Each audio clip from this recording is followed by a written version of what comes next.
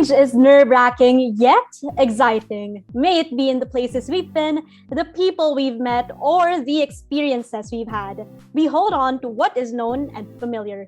Yet with these changes, we can discover the vast diversity of cultures, beliefs, and values that life demands us to be experienced outside our comfort zones. Hey Tigers, I am Denise and welcome to the new episode of Culture Shock. Before we start our episode, let me ask you guys a question. When was the last time you bought something in person? Some may say a few months, others years, but one thing is for sure. The pandemic drastically changed our way of buying. From food to clothes to appliances, most businesses worldwide have shifted to online commerce to continue providing the needs of their customers amidst the ongoing crisis. Online shopping and food delivery apps became the talk of the town during this time, making remote shopping a norm. While the big businesses have successfully got the hang of this new setup, other small businesses, unfortunately, had to cease operations due to the challenges of maintaining it. And sadly, even some of our own food stalls near the university had to close due to the lack of patrons in the area. Because of this, small businesses had to go extra miles in selling and promoting their products on social media, thus becoming a more significant challenge to stand out in a competitive online market. Entrepreneurs are the type of people known to be big risk takers, but with this shocking and sudden shift from in-person to online shopping, are they still willing to take the risk? Today, we will talk about the culture-shocking experience of transitioning their businesses online during the pandemic. Joining us are Thomasian Entrepreneurs, Mr. Justin Ira Ong, owner of the 90s Melters and a professor from UST Senior High School. Wow! And together with him, Ms. Tricia Ruanto, the owner and CEO of Tikya Trading Zambales and a CTHM alumni. Hello! Hello to the both of you and welcome to Culture Shock. How are you, Ms. Tricia? How are you? Okay naman, we are all, trying to feel the normal life again. Hopefully, makabalik na talaga tayo sa normal, although with some restrictions pa din. So yes, we are all fine here in Zambales. Professor Justin, what about you? Okay din naman kami dito here in Manila. Unti-unti na nagba-back to normal na because of the mandation of the level 1. Hopefully, sana magtuloy-tuloy na to and wala nang surge kasi sobrang hirap magtuloy ng business, especially pag tumaas na naman ang rate ng mga COVID-positive patients. So, yun po. Definitely agree with everything transitioning to alert level 1. Ito, for the first question, Ms. Tricia, Sir Justin, all of your businesses, they were established prior to the pandemic. If so, what were the struggles in putting up the business pre-pandemic? Let's begin with Sir Justin. Our business name is 90s Melters. Before and actually during the pandemic, we are located at University of Santo Tomas at Torre de Santo Tomas. Doon po nakalocate yung business namin. And as I remember, the struggles in putting up the business pre-pandemic are number one, being consistent when it comes to the weight of our raw materials, which is the chicken, because one of our main products is a chicken rice meal or chicken wings. It's very hard to be consistent when it comes to the weight of the chicken, especially us when it comes to food. We're very sensitive when it comes to the quality and the size. And then number two, the price of the commodity, because when it comes to the price of the commodity, it's getting expensive, which is our challenge in our end, because as a food business, we cannot change the price because the market might not accept the sudden increase of price of our products. Okay, so yet our profit is getting low already that it reaches to the point it's not sustainable on our end anymore. That's why we decided to increase our price.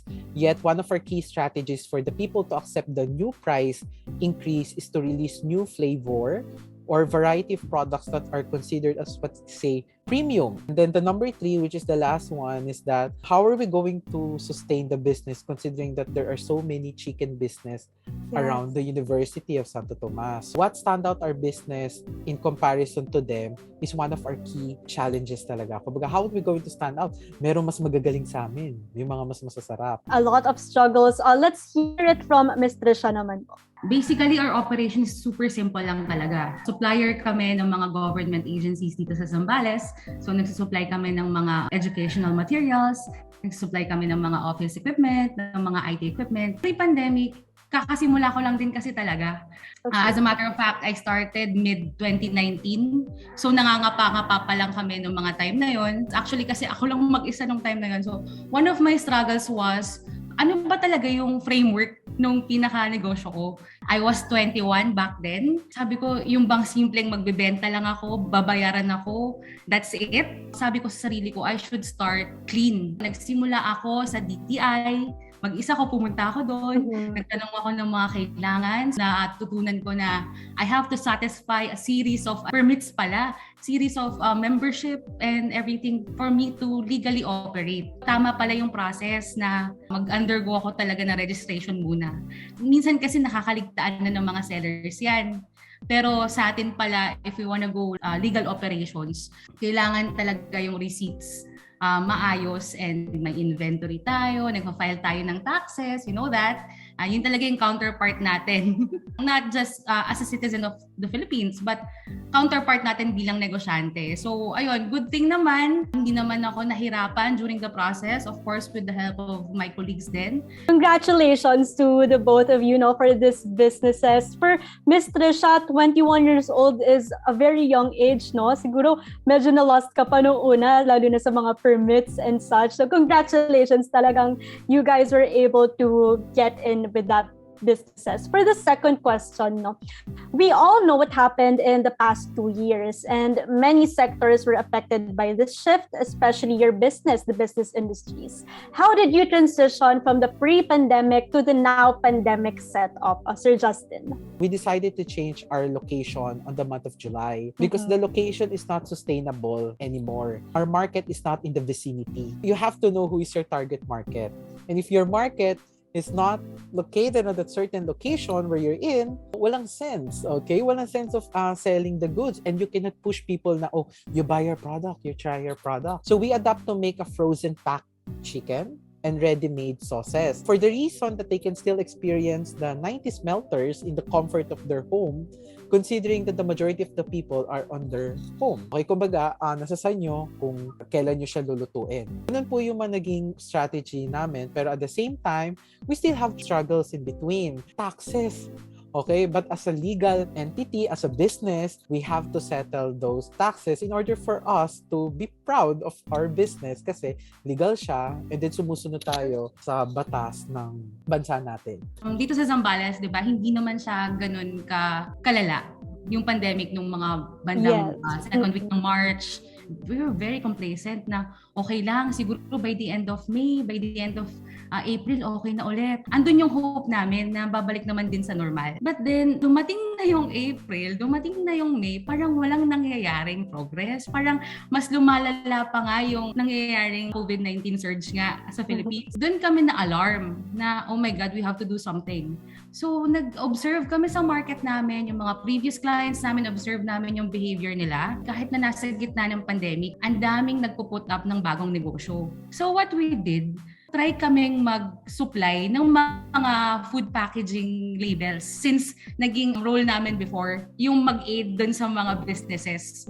So sabi namin, why not mag-shift tayo from the traditional pen and paper na binibenta. Tugunan natin yung kailangan ng mga bagong businesses, yung mga sumusulpot na small businesses. So dun kami nag-start na magbenta ng mga labels, ng mga stickers, yung mga print ads. Nabuhay ulit yung Tikya trading. Zero talaga kami nung April, sa totoo lang. Wala, as in nasa bahay lang kami the whole month. So parang sabi ko sa mga staff ko, tama lang na nag-observe tayo sa market kung ano ba yung kailangan nila. Nag-start na rin kami magbenta ng mga hygiene kits. Nag-start na rin kami magbenta ng mga thermal scanners, masks, ganyan. So we just have to adapt to what the market needs. And at the same time, gagawa tayo ng bagong process. Lahat ng transactions natin will be done online. Ibang stuff, ililipat ko sa ganito. Yung ibang stuff, magde-deliver. Tuloy-tuloy pa din. Kahit na medyo hirap kami, nag-a-adjust sa mga bagong tasks. At sinubukan pa rin namin and it worked. Pero medyo dumami pa yung sales namin compared dun sa pre-pandemic. It's good to hear, both for Sir Justin and Miss Tricia, you were able to bounce back from that drastic change during the beginning of the pandemic, and now you're here and you were able to get back on your feet. You were able to boost the morale of your employees. You were keen with your target market and your location. With this in mind, kanina nabanggit ni Ms. Tricia that during the beginning of the pandemic, medyo complacent pa kayo. And then, lahat tayo, hindi natin inakala na andito pa rin tayo 2 years in sa pandemic. And it is possible that this setup, it might continue even after the pandemic. What are the strategies or solutions that you did and you will still do to keep your business going? Ms. Tricia. Adaptability, talaga number one, naging key factor talaga namin yun to survive nung time ng ECQ nga.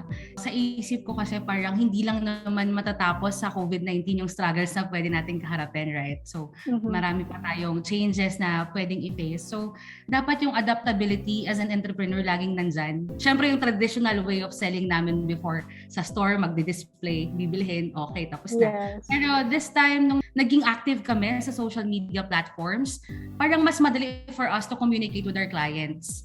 Mas madali for us na malaman kung ano ba yung mga feedbacks nila, ano ba yung mga naasahan pa nila sa mga services namin. So, i-embrace namin yung ganitong setup. I-keep namin yung pagiging active namin sa mga social media platforms kasi ang laki nang naitulong na hindi lang sa sales, kundi pati sa performance namin and yung mga staff namin.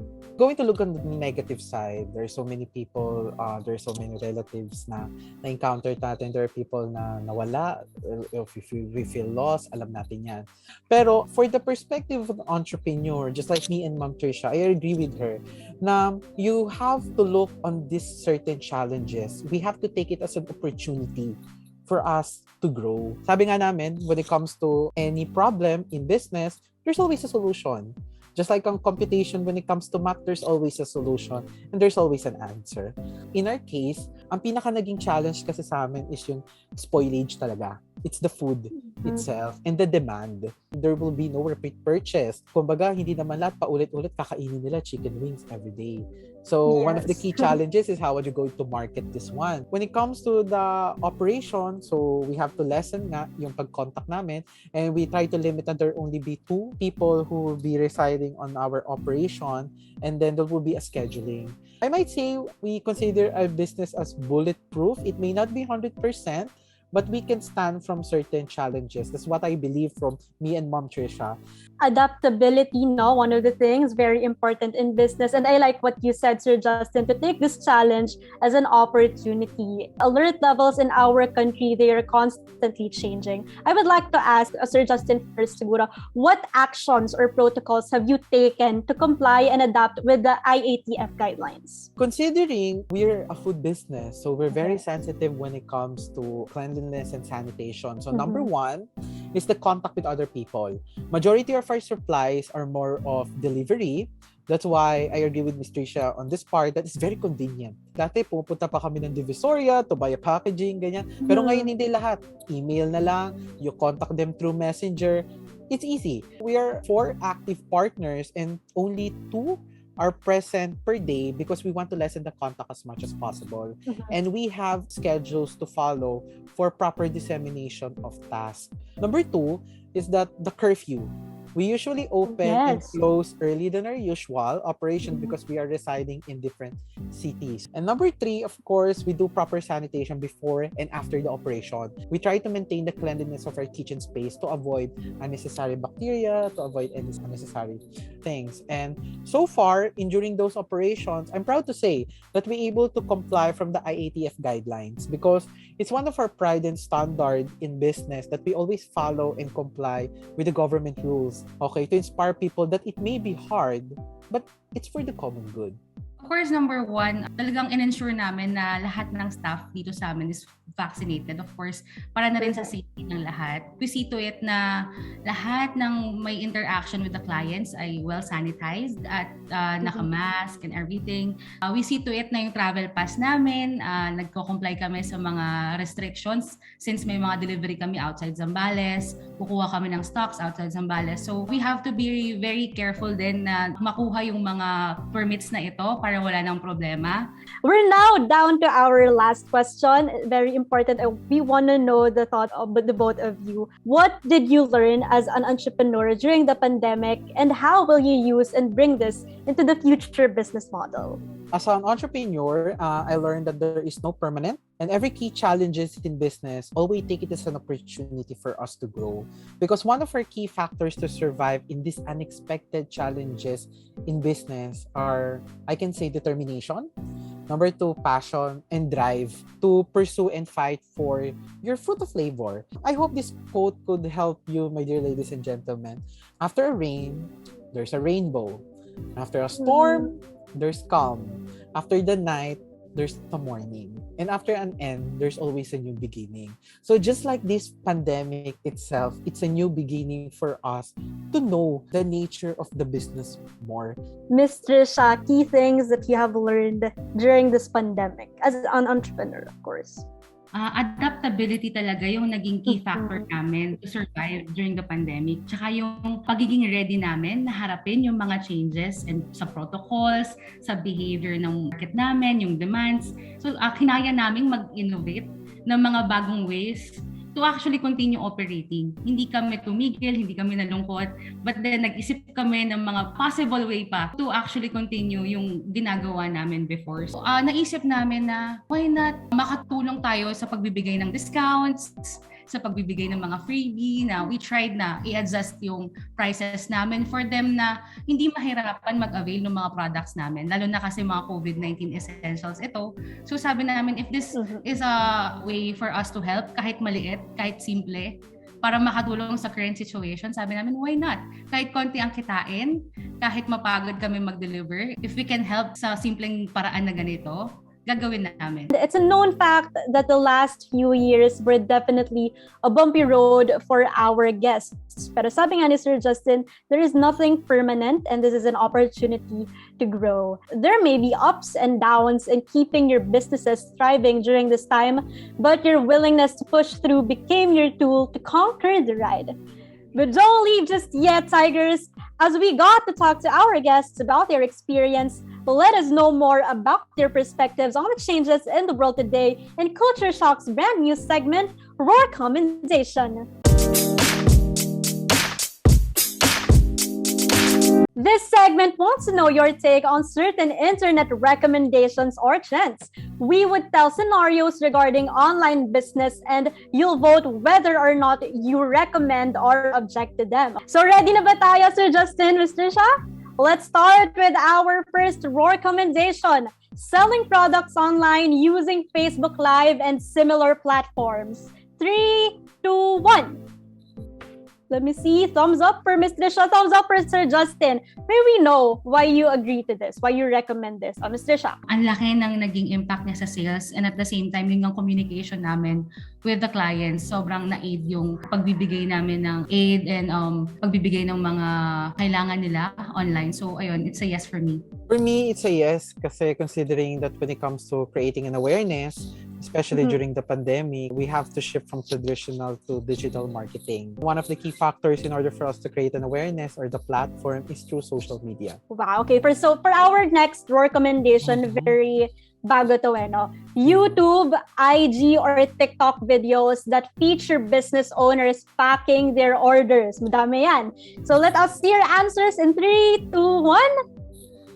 Actually, it's a thumbs up and down for me. Ms. Tricia naman agrees. Very interesting take on this, Sir Justin. How is that so? For me, not all business has to be transparent in terms of their operations. But for me, you can take advantage of TikTok, YouTube, and other social media. It's just that still depends on what business you are in. Sometimes you can try to show them your operation, but sometimes it's a good thing that you have a little bit of secret in terms of your business. I like that. May secret pa rin, may mysterious thing pa rin when it comes to your business. Ms. Tricia, you agreed with this. You recommend this.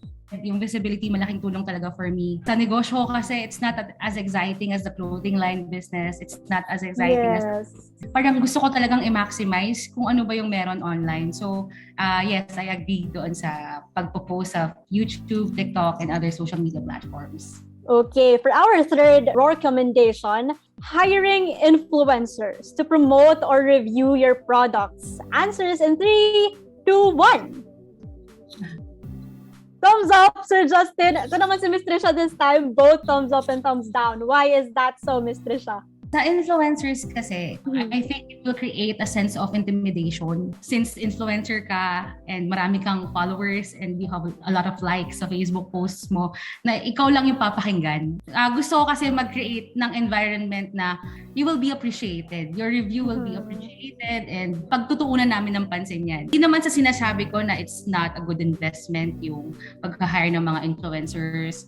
But still, gusto ko rin mag-create ng sense na welcome lahat ng customers ko sa amin. Mga posts nila and reviews nila, well appreciated lahat. That's nice to know, no? In general, yung iti-take nating feedback. Ito sa food industry, I think marami tayong influencers. What's your take on this, Sir Justin? Do you recommend? Yes, for me, 100%, especially in terms of food business. At first, hindi ako agree with the influencer. But when it comes to the 21st century generations, especially if my market is Generation Z, people are really convinced because of this influencer. So, it's one of ways in order for us to market our business, especially when it comes to food. Tinikman ni ganito, recommendation ni ganito, maraming naniniwala. So, mas marami siyang engagement. At ako kanina, influencers tayo. Ngayon naman, for our fourth recommendation, do you recommend this or not? Recruiting a social media ambassador for your brand. So, let's see. 3, 2, 1. Okay. Pareho naman tayo this time. Mixed reactions tayo. Sir Justin, why is it that both yes and no? Sometimes it's very hard to maintain a social media ambassador. I want to give the benefit of the doubt to a specific person. Sometimes it's very hard to be consistent. So I don't want to give as much as possible a pressure. Yun po, kaya medyo nag-alangan pa po ako when it comes to a social media ambassador. But there's always a room for an opportunity. That's nice. Miss Tricia, mixed reactions ka din dito. Bakit po? Okay siyang investment. But sa akin kasi, if it will cost you a lot of expenses at hindi mo kayang i-maintain yung ganun, why not ilaan mo na lang yung fund or budget para ma-improve pa yung services and yung mga outputs mo, di ba? Ang tunay na social media ambassadors is yung mga customers natin, di ba, Sir Justin? Yung magbibigay ng word of mouth recommendations, yung nagpo-post ng mga magagandang reviews, sila talaga yung social media ambassadors sa totoo lang eh. So pag mas ginandahan pa natin yung service natin, mas ginandahan pa natin yung mga outputs natin, eventually dadami at dadami yung mga social media ambassadors na meron tayo. Yeah. Yun naman. It's more of customer feedback. So yes.